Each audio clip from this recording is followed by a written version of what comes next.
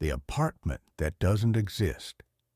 Everyone in the city knew that rent was hell unless you stumbled upon a miracle or a trap. 22-year-old Maya had 1 week left before she'd be sleeping on a bench. Her part-time job barely paid for food, and her dorm had shut down for urgent repairs. She had no family in the city and no real options left. In desperation, she scoured sketchy listings buried deep in forgotten corners of the internet, scrolling past scams and blurry photos until one caught her eye. A fully furnished apartment. City center, modern, sleek, and somehow only $300 a month. There were no photos, just a short message. If you're desperate, it's yours. It included a phone number, no name. When she texted it, the replies came fast. No phone calls, no video chats, just brief, cold responses. No lease needed, they said. The key would be under the mat. Just show up. The address was 145 Greystone Lane. Maya didn't think twice. When she arrived, something felt off. The building was beautiful in a strange, haunting way. Black stone walls with gold trim, sandwiched tightly between two condemned structures. It stood there like it had been dropped in by mistake, untouched by time or weather. No nameplate, no mailbox, just a black door with a gold number, 145. She found the key under the mat exactly as promised and stepped inside. The air smelled like lavender and dust. Despite everything, the apartment itself was perfect. Sleek kitchen, cozy furniture, spotless bathroom, almost too perfect. But her phone immediately lost all signal the moment she crossed the threshold. No bars, no Wi-Fi, just searching. Weird, but she was too tired to care. The next morning, she met her neighbor, a frail old woman in a nightgown, watering a clearly plastic plant in the hallway. "You're new," the woman said with a gentle smile. "Welcome. Just don't go past the 3rd floor at night." Maya blinked. "But I live on the 6th floor." The woman didn't respond. When Maya turned her head for just a second and looked back, she was gone. From that night forward, things began to unravel. At 2:13 a.m. every single night, the hallway light outside her door turned blood red.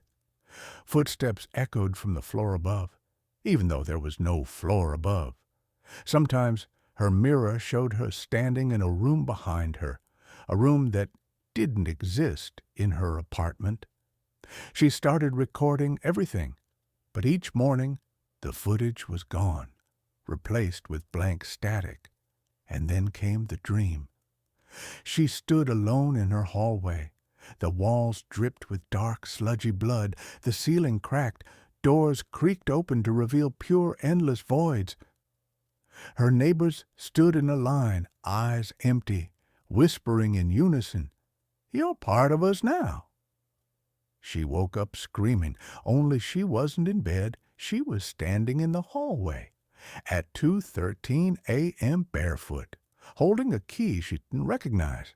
Terrified, Maya packed everything she owned and made for the exit. She bolted down the stairs, heart pounding, and yanked open the front door, only to find herself right back outside her apartment. Room 6. Same flickering hallway light, same silence. She tried again. Different methods, different doors, even breaking a window. Each time she tried to escape, she ended up back in her apartment, like the building was resetting her. The details started to shift. Her neighbor now had no face.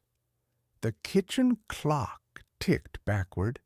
She once saw herself in the hallway mirror, standing outside staring in. On the 6th night, she made her move. She broke down a locked door at the end of her hallway, one she'd always been warned not to touch. Inside, she found dozens of photographs. Old tenants, all young, all terrified. Their faces were scratched out, faded, or still eerily familiar. Some of them looked like the people she saw in the hallways. At the back of the room, a dusty wall was covered in scribbles. The largest one read, "You never rented this place. It rented you." She dropped the photo in her hand. It was a picture of herself, taken from behind, while she was sleeping. That night, Maya made a decision. If she couldn't leave the apartment, she would destroy it. She poured lighter fluid across the living room, the hallway, the cursed photographs. Then she lit a match. The building screamed. Flames roared through the walls, and her neighbors didn't run. They stood, smiling, as the fire consumed them. "Thank you," they whispered as the ceiling began to collapse. "Now it's free until the next listing." Maya woke up in a hospital, lungs full of smoke, wrapped in a thin blanket. The firefighters said they found her in the rubble of an abandoned building on Greystone Lane. No records of recent tenants. No furniture inside, no sign of electricity. Just old rotted walls and bones. The building hadn't been an apartment at all. It was the remains of Greystone Asylum. Shut down in 1972. They never found the phone number she had used to contact the landlord. Gone.